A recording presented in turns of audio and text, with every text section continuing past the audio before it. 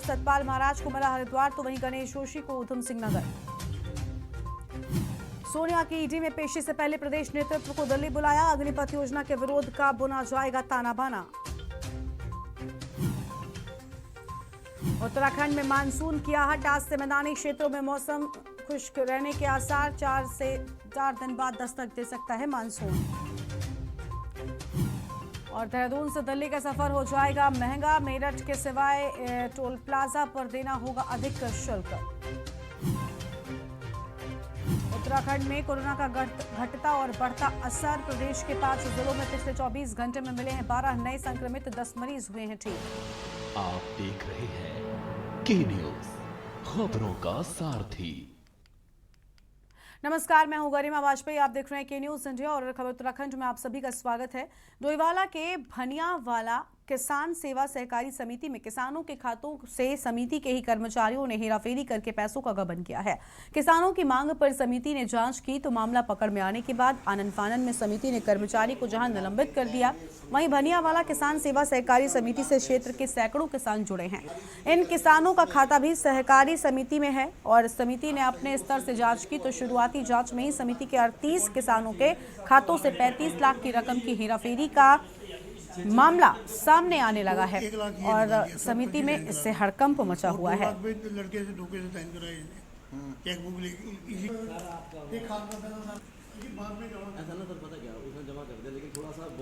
से खातों में जो फर्जीवाड़ा हुआ है उसके चक्कर से जो सभी किसान यहाँ पे जिन के खातों में 38 किसानों के खातों से जो पैसा इन्होंने फर्जीवाड़ा किया है, रोहित कुमार जी ने, जो रोहित कुमार जी का नाम आ रहा है, उसके बारे में जो ये जांच कमेटी आई है उनसे बात हुई है हमारी कि उन्होंने हमारे से 10 जुलाई तक का टाइम लिया है कि 10 जुलाई तक का हमें टाइम दीजिए, हम इसकी जांच कर रहे हैं।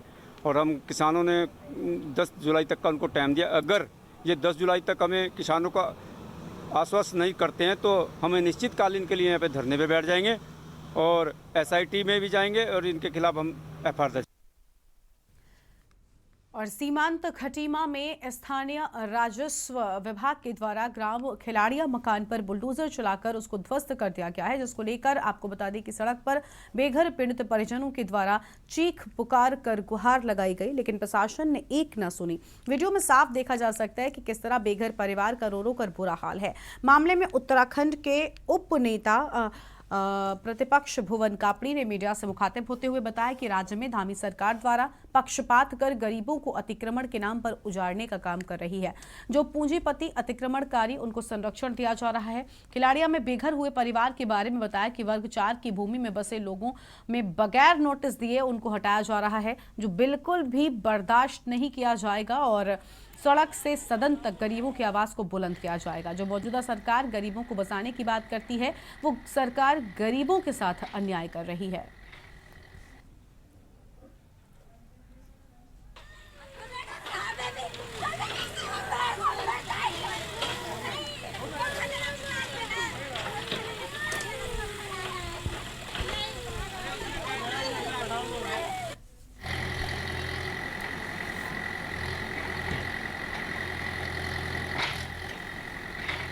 खटीमा प्रशासन जैसे माने गरीबों के पीछे पड़ गया है।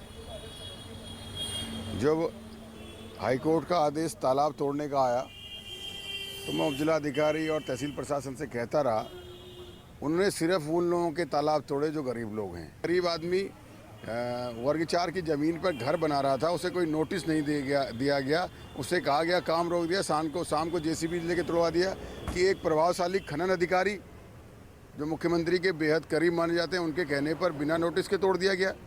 अगर उपजिला अधिकारी को हम ये बात कहते हैं कि भाई आप और लोगों पर कार्रवाई क्यों नहीं कर रहे हैं, अगर आप न्याय संगत बात कर रहे हैं तो अमीर और गरीबी का उसमें पैमाना क्यों रखें। हरिद्वार स्थित नवरत्न कंपनी भेल में यूनियन की चुनाव की सरगर्मियां तेज हो चली हैं। आपको बता दें कि भेल में 3 मुख्य मजदूर यूनियन हैं और आज HMS के चुनाव को लेकर बैठक की गई और साथ ही आपको बता दें कि बैठक में हिंदू मजदूर संघ के राष्ट्रीय महामंत्री हरभजन सिंह सिद्धू ने यूनियन के पदाधिकारी और कार्यकर्ताओं को संबोधित करते हुए सरकारी कंपनियों को प्राइवेट हाथों में देने पर अपनी नाराजगी दर्ज कराई है।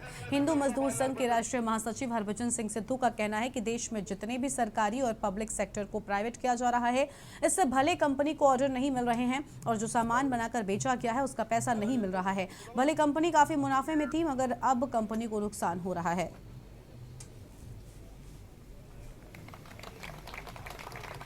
आप लोगों को मजबूती के साथ ही आगे बढ़ना होगा।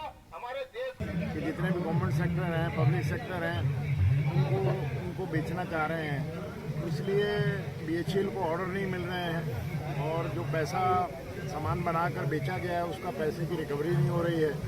तो फिलहाल BHEL जो है वो जो प्रॉफिट में थी बहुत ज़्यादा, वो अभी फ़िलहाल पीछे लॉस में गई है। अभी थोड़ा मेक गुड किया है और हमारा प्रयास यही रहेगा कि जो इलेक्शन होता है 5 साल के बाद, उसमें ऐसी यूनियन को लोग बाग चुने जो वर्कर की बात को रखे, वर्कर के हित को ध्यान में रखते हुए प्रशासन से बातचीत करे और प्रशासन को बातें करे कि वो ऐसे पॉलिसी डिसीजन ना ले जिसकी वजह से कंपनी को लॉस हो, कंपनी का काम जो है वो ठेके पे जाए और उसमें भ्रष्टाचार फैले।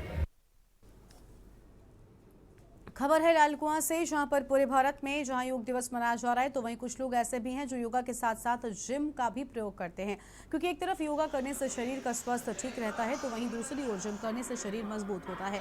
लड़की हो या फिर लड़का, जिम योगा करने से में सभी माहिर होते हैं और अपने स्वास्थ्य का ध्यान रखते हैं। जिम कोच संजय सिंह का कहना है कि जो चीज़ें हम बचपन से खोते हुए आ रहे हैं उसका सेवन हम आगे भी करते रहें, जिससे हमारा ग्रोथ और सब चीज़ें सही रहें।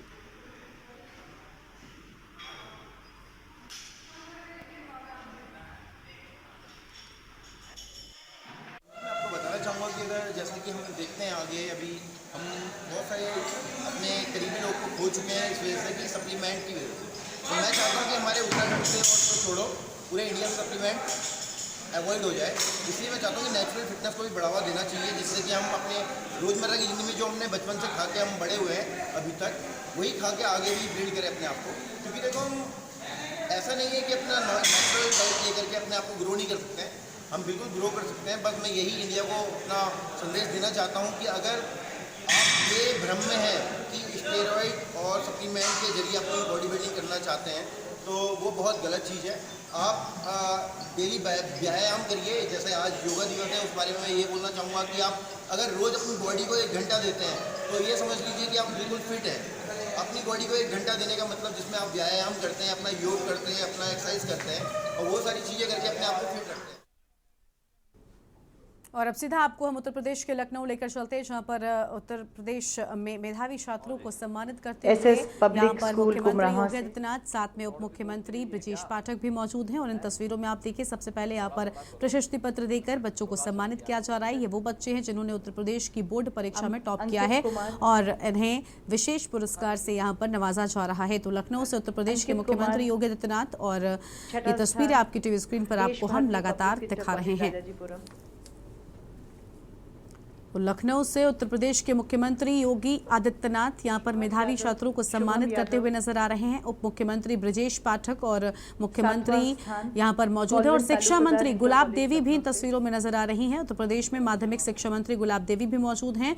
आज मेधावी छात्रों को CM योगी यहाँ पर पुरस्कृत कर रहे हैं। सबसे पहले इन बच्चों से लंबी अभय कुमार, माध्यमिक शिक्षा मंत्री गुलाब देवी यहाँ पर मौजूद हैं। तस्वीरें आपको हम दिखा रहे हैं। मेधावी छात्रों को CM योगी ने पुरस्कृत किया है और इन तस्वीरों में आप देख पा रहे हैं कि मुख्यमंत्री यहाँ पर इन बच्चों को प्रशस्ति पत्र साथ ही विशेष उपहार देकर सम्मानित कर रहे हैं। और सम्मान देने से पहले यहाँ पर इन छात्रों के साथ में संवाद भी किया है मुख्यमंत्री योगी आदित्यनाथ ने। तो वो बच्चे जिन्होंने इस परीक्षा में, बोर्ड परीक्षा में टॉप किया है, उन बच्चों को आज सम्मानित किया गया है। लखनऊ से यूपी के मुख्यमंत्री योगी आदित्यनाथ, साथ में मौजूद हैं उप मुख्यमंत्री ब्रजेश पाठक और माध्यमिक शिक्षा मंत्री गुलाब देवी भी तस्वीरों में नजर आ रही हैं।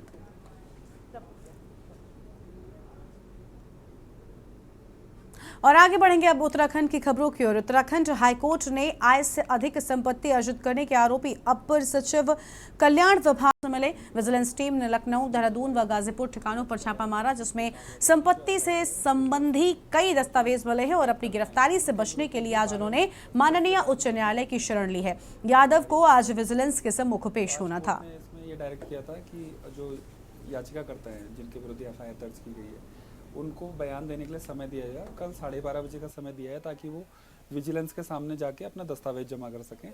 और तो उसमें उनके द्वारा यहाँ पे याचिका दायर करके ये कहा गया था कि जो एफआईआर है वो फ्रिवलस है और जो शिकायतकर्ता हैं इसमें उनके विरुद्ध ही 10 से 12 मुकदमे दर्ज हैं पूर्व से, रंगदारी, अवैध वसूली आदि के।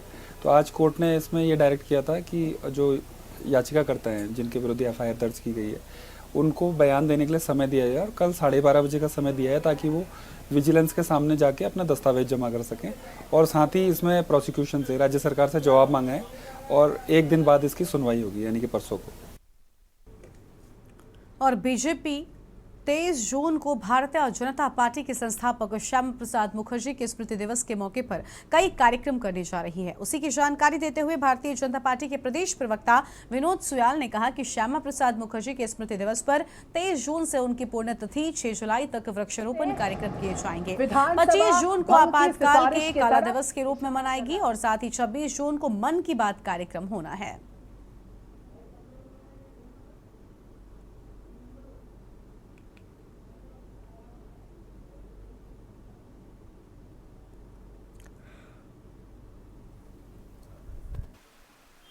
तेईस जून को भारतीय जनता पार्टी के संस्थापक अध्यक्ष श्यामा प्रसाद मुखर्जी का स्मृति दिवस है। उस दिन से भारतीय जनता पार्टी कई कार्यक्रम प्रारंभ करने वाली है।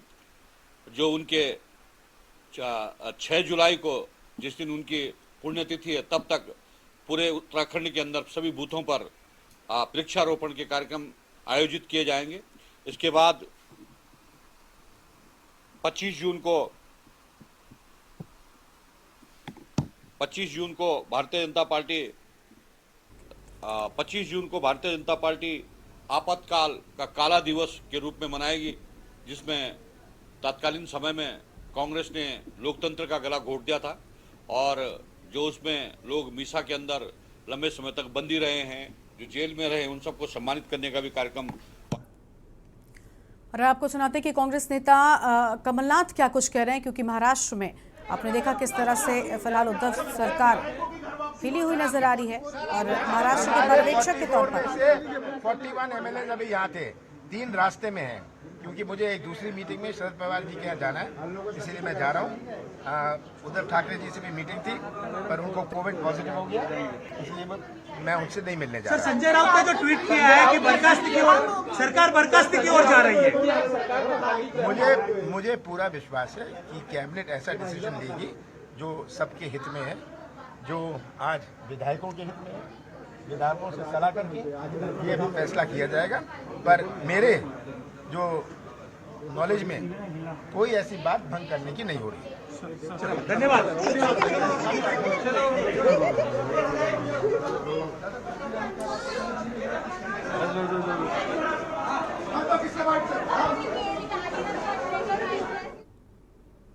तो कांग्रेस नेता कमलनाथ को आपने सुना, जहां पर महाराष्ट्र में उद्धव ठाकरे की हिली हुई सरकार को लेकर बड़ी बातें कहते हुए नजर आए। फिलहाल उन्होंने कहा कि वो शरद पवार से भी मुलाकात करेंगे और उसके बाद ही कुछ चीजें स्पष्ट हो पाएंगी। एक छोटे से ब्रेक के लिए यहाँ पर रुकते हैं, कहीं मजा आएगा, फौरन हाजिर होंगे। आप देख रहे हैं के न्यूज, खबरों का सारथी।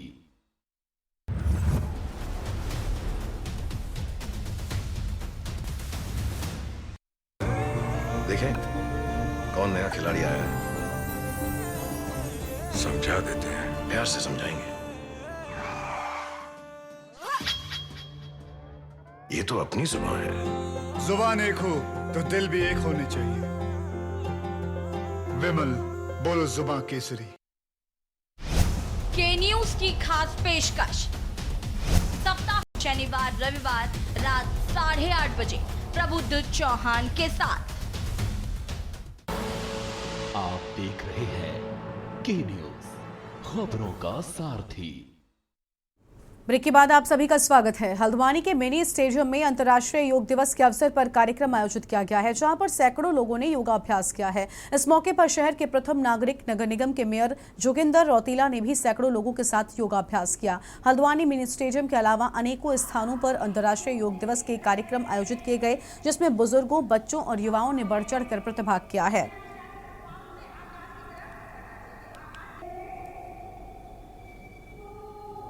बहुत उत्साह से मनाया जा रहा है और मैं तो चिकित्सा अधिकारी हूँ, लेकिन मैंने इस बार योग भी किया है, योग से भी पीजी किया है और मेरा तो जो पैशन है दैट इज़ योग ओनली।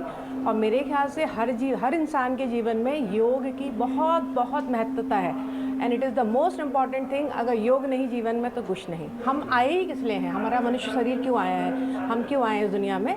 हम अपने आप को जोड़ने के लिए आए, अपने निज स्वरूप को जानने के लिए आए। ममेवांशो जीवलोके जीवभूता सनातना मनः षष्ठेन्द्रियाणि प्रकृति स्थित कर्षति। हम क्या है? सनातन जीवात्मा है, ईश्वर के अंश हैं। 8वें अंतर्राष्ट्रीय योगा दिवस वो आज़ादी के अमृत महोत्सव की मैं सभी को बहुत बहुत बधाई देता हूँ। और माननीय प्रधानमंत्री श्रीमान मोदी जी ने जिस तरह योग को अंतर्राष्ट्रीय स्तर पर स्थापित किया, उसको ख्याति दिलाई, वो केवल भारत नहीं पूरे विश्व बंधुत्व के लिए आज की तिथि में आवश्यक है। इंटरनेशनल ब्रदरहुड अगर कोई विद्या कायम कर सकती है तो योग है। योग जीवन में सब कुछ देता है, तन और मन की एकाग्रता को देता है, जो कि जीवन के हर पहलू में आवश्यक है। तो आप सबको बहुत बहुत बधाई। आज आयुर्वेदिक एवं यूनानी चिकित्सा द्वारा यहाँ पे कार्यक्रम आयोजित किया गया।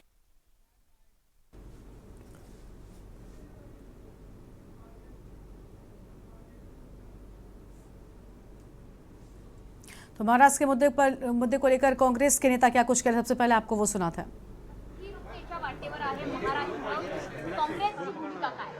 काँग्रेस म्हणजे महाराष्ट्रामध्ये सरकार कुठलंही अस्थिर नाही आणि आत्ताच उद्धव ठाकरे साहेबांबरोबर कमलनाथजी बोललेत आणि त्यामध्ये उद्धव ठाकरेजींनी आपलं स्टँड कन्फर्म आहे, आम्ही सरकार ताकदीने चालवू अशा पद्धतीचं आश्वासन दिलेलं आहे। महाविकास आघाडीच्या बरोबर काँग्रेस आहे असा संदेश घेऊन सोनिया गांधींचा आज कमलनाथजी इथं आलेले होते आणि त्यांनी माननीय मुख्यमंत्री उद्धव ठाकरे साहेबांना त्या पद्धतीचं आश्वस्त केलं। उद्धव ठाकरे से मुलाकात हो रही, कमलनाथ ने नंबर दिखा रहे हैं, बाकायदा फोटो सेशन भी उन्होंने किया है और दावा कर रहे हैं, लेकिन नंबर्स इस हिसाब से तो रहती ही नहीं। आपकी सरकार माइनॉरिटी में चली गई है, सरकार मेजोरिटी से, क्या कहेंगे? देखो, आपको कई खबरें आपके माध्यम से कई खबरें ये भी आई कि कुछ एमएलए को जबरदस्ती दबाया जा रहा है, उनको मारपीट की जा रही है। एक तो एमएलए को जो भागने की कोशिश कर रहा था उसको इंजेक्शन दिया गया है और उसको बेहोश किया गया है, इस तरह की खबरें आ रही हैं। तो ये सब बातें जो है, ये बातें जब अगर फ्लोर पे ये सब बातें आती है तो ये स्पष्ट होंगी। तो जैसे कमलनाथ जी ने कहा कि आज का आज है, कल भी आने वाला है, परसों भी आएगा, तो ये बातें सबने समझना चाहिए। और जो आज सिनेरियो दिखाने की बीजेपी जो कोशिश कर रही है, जिसका जिस तरह से गुजरात से अब आसाम तक, आसाम से गोवा तक जो खेल बीजेपी खेल रही है दिल्ली से, ये सब देश की जनता देख रही है। जिस तरह से मध्य प्रदेश, कर्नाटक, अरुणाचल ऐसे कई प्रांतों की सरकारें गिराने में जिस तरह से बीजेपी ने अपना योगदान केंद्र सरकार ने जो जताया है, वही देश के भलाई के लिए काम की रही थी केंद्र की सरकार ने। तो आज देश कर्जे में नहीं डूबता, देश में अग्निपथ जैसी योजना लाने नहीं पड़ती, क्योंकि सरकार ने ये कहा, केंद्र सरकार ने, कि हमारे पास पैसे नहीं करके हमने अग्निपथ योजना लाई है।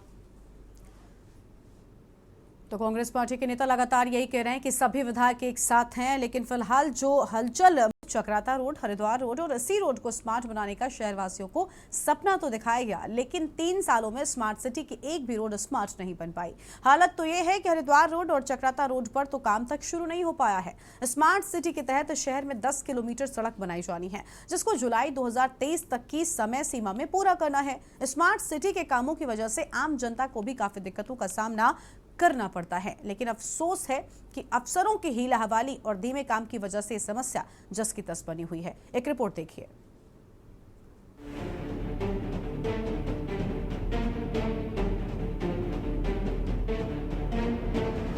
देहरादून स्मार्ट सिटी प्रोजेक्ट के तहत शहर में काम शुरू हुए 3 साल से भी ज्यादा का वक्त हो चला है। स्मार्ट सिटी के तहत शहर के मुख्य सड़कें Haridwar road, EC road, Rajpur road और चक्राता रोड को स्मार्ट रोड में तब्दील किया जाना है।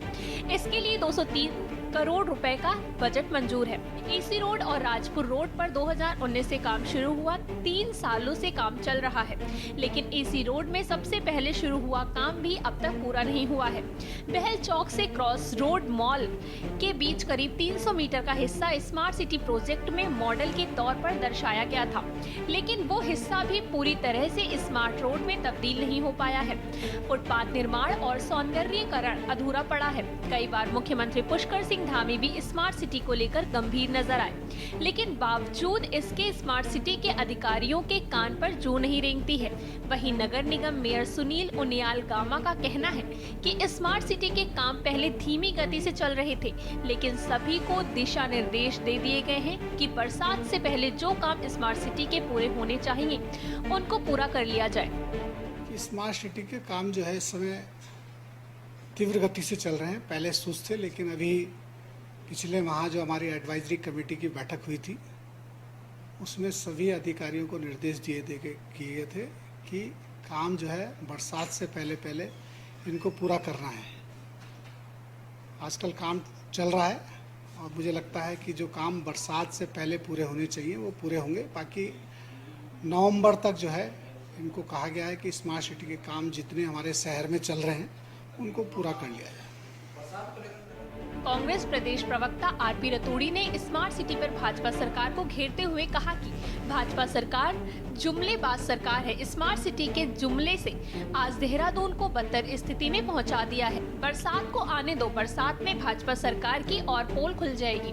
वहीं भाजपा प्रवक्ता विनोद सुयाल का कहना है कि उत्तराखंड की सरकार और नगर निगम प्रशासन संकल्पबद्ध है कि देहरादून को सुंदर शहर को कैसे सुंदर बनाया जाए, जिसके लिए स्मार्ट सिटी का प्रोजेक्ट देहरादून में आया है और स्मार्ट सिटी के कई काम पूरे हो चुके हैं और बाकी अधूरे कामों को जल्द पूरा कर लिया जाएगा।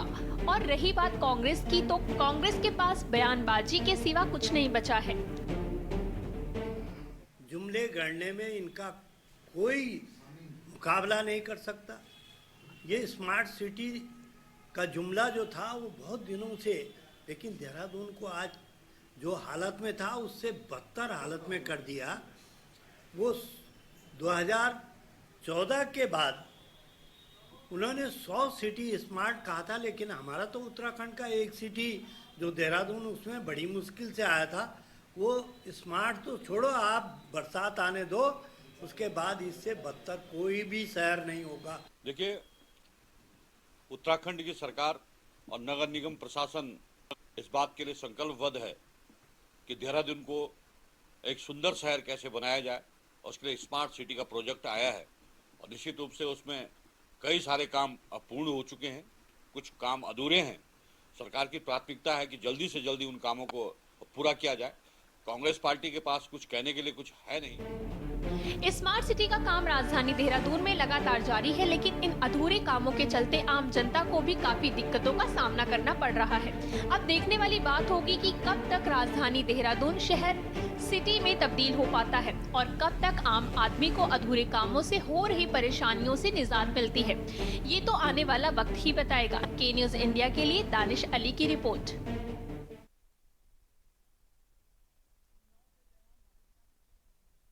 शुरू नहीं हो सका है और अब सीधा आपको इंदौर से हम तस्वीर दिखाते हैं जहां पर जयराम ठाकुर क्या कुछ शेयर सुनाते हैं।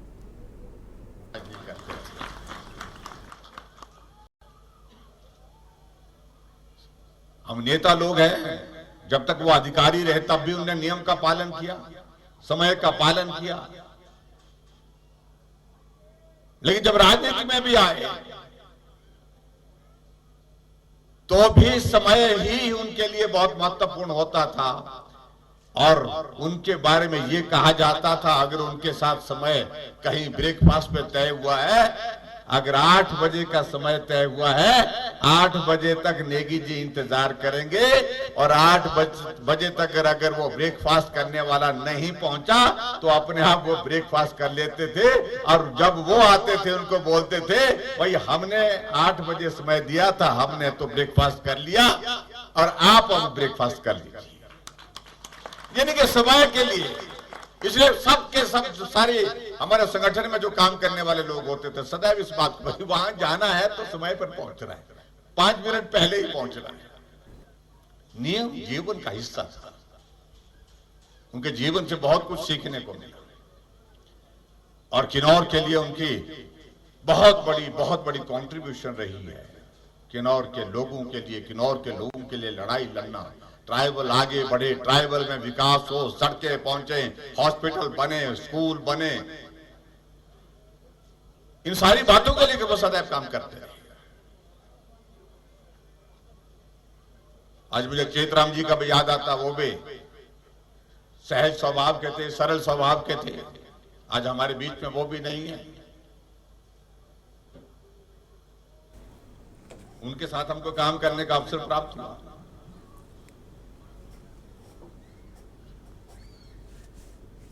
इसलिए जब तो किन्नौर से आप सुन रहे थे हिमाचल प्रदेश के मुख्यमंत्री जयराम ठाकुर को, जहां पर कई अहम बातें कहते हुए नजर आए हैं। और फिलहाल खबर उत्तराखंड में आज बस इतना ही। आप देखते रहिए के न्यूज़ इंडिया। नमस्कार।